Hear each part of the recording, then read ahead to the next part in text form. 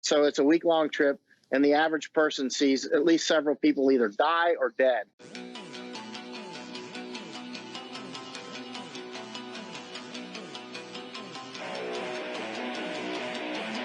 Doesn't anyone notice this? I feel like I'm taking crazy pills. I don't want you to ride. I don't want you to write to your congressman because I wouldn't know what to tell you to write. I don't know what to do about the depression and the inflation and the Russians and the crime in the streets. All I know is that first, you've got to get mad. Has the whole world gone crazy? Am I the only one around here who gives a shit about the rule? You have the luxury of not knowing what I know. I want you to get up now. I want all of you to get up out of your chairs. I want you to get up right now and go to the window, open it, and stick your head out and yell, "I'm as mad as hell, and I'm not going to take this anymore!" So this week, the conversation turns to a slightly different issue than what we've been covering in the past. Not that I've forgotten about any of that, CRT and all the other devilish stuff that our government is starting to do right now. But one of the things that they're doing is leaving the border suddenly wide open. So after years of criticizing Trump for the border, they've now created an immense crisis there, and I would dare to argue it is not by accident.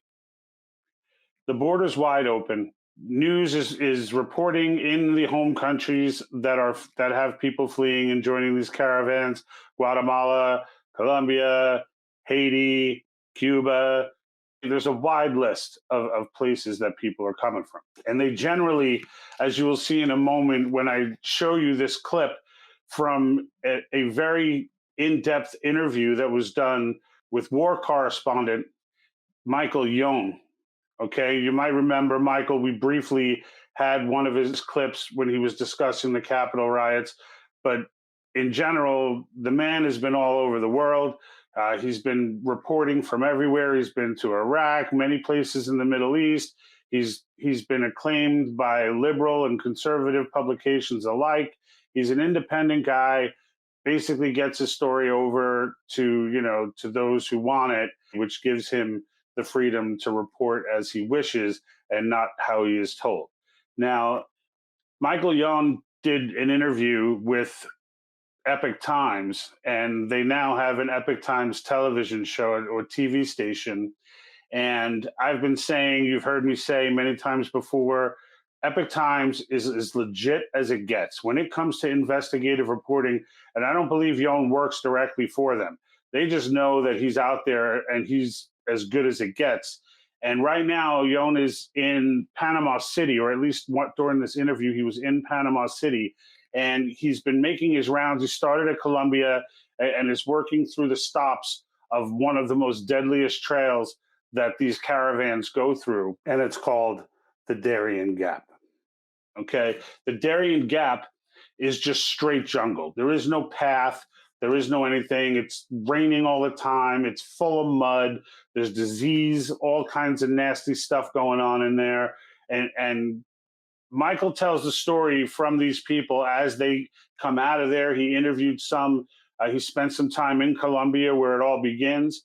Then during this interview, he had made his next stop at Panama, which is on the other side of the Darian Gap. And he began interviewing people there. He has a very good hold on what's going on through these caravans. This isn't necessarily a sob story for the people coming over. However, hearing all this has made me look at things in a different light, and it kind of made me pissed off for a completely different reason.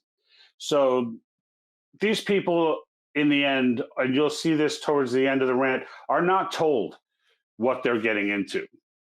And why they're not told is bizarre and insane, not unbelievable, unfortunately.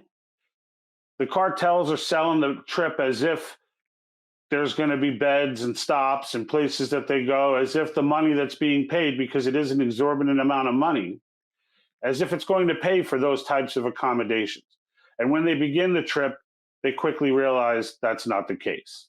So those who live through the jungle experience, which really is one of the first necks of the trip, find themselves in some villages with some natives and living conditions that, for the natives that are used to it are probably not considered that bad. For those that are not used to it, they describe it as bad as it gets. I mean, this is a culture that is still hunting with poison darts.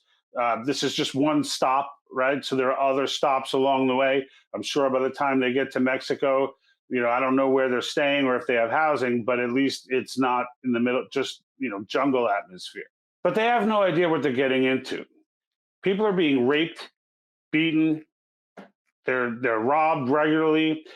You'll hear from two guys that are trying to warn people not to make the journey, that all light-skinned women are getting raped. So Cubans, El Salvadorians, light-skinned Haitians, they said, almost all of them are being raped along the journey.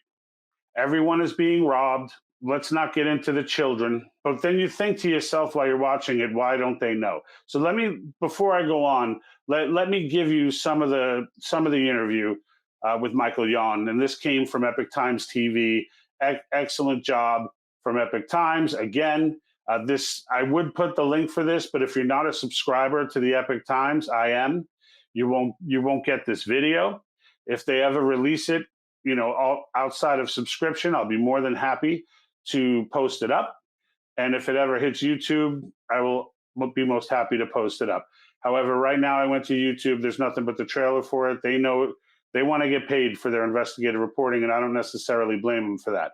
So, it's a cheap subscription. If you want to subscribe, you should anyway, only because their stories are breaking. They were a year ahead of the Wuhan lab situation that the media is now acting like is breaking news, when in reality, they were just calling those reporting it conspiracy theorists when it was coming out new. But here's some from Michael Yon. Let me not keep going. I'm very excited to have with us investigative journalist and prolific war correspondent Michael Yon, direct from Panama. Michael, welcome. Thank you. Yes, I'm in Panama City now. I've left the Darian Gap for now. Just got back from a trip deep inside the jungle. Could you just start by orienting us a little bit? What is the Darian Gap? Why did you go there? Right. I've spent 3 months here so far in Panama and another almost 2 weeks in Columbia on the other side of the Darian Gap. The Darian Gap, if you pull out a map, you'll see there's the Darian Isthmus, which is the Panama Isthmus, that little spit of land between Central America and South America. So the northernmost country in South America is Colombia, right? So extracontinental migrants, they've come in from Africa, Asia, and some from Europe. They'll fly into Ecuador usually, or Brazil mostly. There's a couple of other places, but those are where most of them go through. Very dangerous in there. I would say, based on the many interviews over the last three and a half months, I would say about 10% actually die. So it's a very high number. I've heard other people say only 1% or whatever. They're completely wrong. It depends on which route they take. If they take the hard route, it's going to be probably 10% or more actually die. And almost everybody comes out with some sort of injuries, disease, haven't eaten for a week, that sort of thing. So basically between Yavitsa, Panama and Turbo, Colombia, there is a gap of jungle that's about 66 miles where there's no road, right? And this is some of the wildest jungle in the world. Not all jungles are created equally, trust me. I've been in a lot of them. This one is particularly bad. It's also very biologically active. Yellow fever is endemic. Huge numbers of people out there have malaria. There's flash floods that kill tons of people. I don't mean every once in a while. I mean, last week, there was a group of 20 people from Senegal and 10 were dead. At least one was a flash flood. At least one fell off of a cliff. And we don't know how the other 8 died, but that was what the Senegalese people said. A lot of them just get lost. I mean, they just vanish. We don't really know how many go in, because I've been on the Columbia side researching that. Think about that. So it's a week-long trip, and the average person sees at least several people either die or dead. Almost everyone that they've talked to has either seen dead bodies or has just sat there and watched people die. Okay, his estimate was 10% of the people that go through don't make it out of that jungle area. And that he's saying other people are estimating 1%. If you haven't been, I'm going to go with his 10 because he's there and he's talking to these people and he's having the conversation with a group of 20 that are now a group of 10 as they exit the jungle and telling the stories of what happened to these people. I understand the argument Don't leave then. Don't leave. That was always my argument. I always looked at this when I see children coming across the US border that are from like Colombia or somewhere far away. I say to myself, what parent in their right mind would send their child with human smugglers? What parent in their right mind would do that? It's just so asinine. It's not like these countries, Venezuela, maybe. Okay, Venezuela is a situation where perhaps asylum is necessary. Okay, that really is out of control bad and incredibly dangerous. Thank you, socialism, for that one. For all you socialists out there and Marxists, they're all fleeing that place and they're willing to walk through jungles, completely untamed jungles, at the risk of disease, eaten by an animal, whatever the situation may be, raped, beaten, robbed, but it's better than being in Valenzuela. Because that's what socialism leads to. But I digress. The fact is, this interview continues, and Michael goes on to explain, give examples and really get into some detail about some of the things that go on. And he also gets into detail because the interviewer asks him, well, why do they still come? Don't they know? Don't they know that it's what goes on? And his answer was no, they don't. And the reason is the reporting that goes on in their home countries doesn't talk about this. It doesn't have this conversation.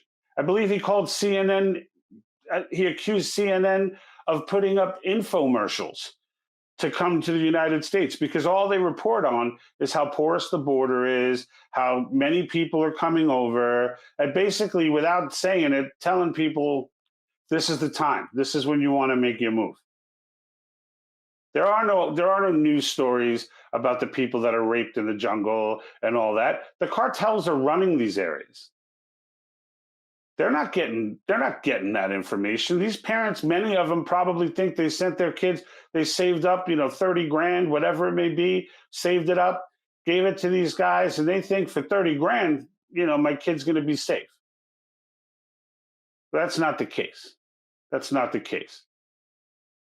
People are being raped in mass order on the way across that jungle, and I'm sure throughout most of that journey. Let's hear what else Michael Yon had to offer. But what we do know from the many, many interviews is that the people that we do find who come out, if we ask them, did you see anybody die or any dead people? Almost every one of them will say that they saw somebody die or dead. One guy recently, a few days ago, said he saw 16 dead. He was counting as he came through. And so that's one man said he saw 16, which is, par for the course. I have so many questions, but I want to go back to the journey through the Darien Pass, because everything you described were sort of the natural hazards that you encounter, but there's a lot of human ones too, as I understand from your reporting. A lot. They say all the light-skinned women, all the pretty women, especially Haitians and Cuban women, almost all are raped, almost all of them, and or killed. And so robbed, almost everybody is robbed. If you take the long route, your chance of being raped and robbed or killed is significant, mostly raped and robbed.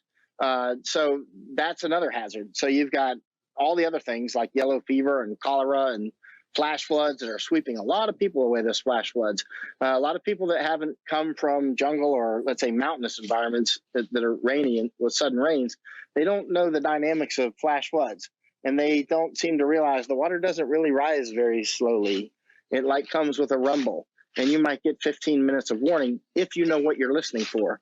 And if it's at midnight, if it's at midnight, you might hear a roar, or maybe not. Maybe it's raining very hard, and then suddenly you're gone. Women are being encouraged to either bring children or to come pregnant, because that's their golden ticket to get through all these places and finally get into the United States, is to be pregnant.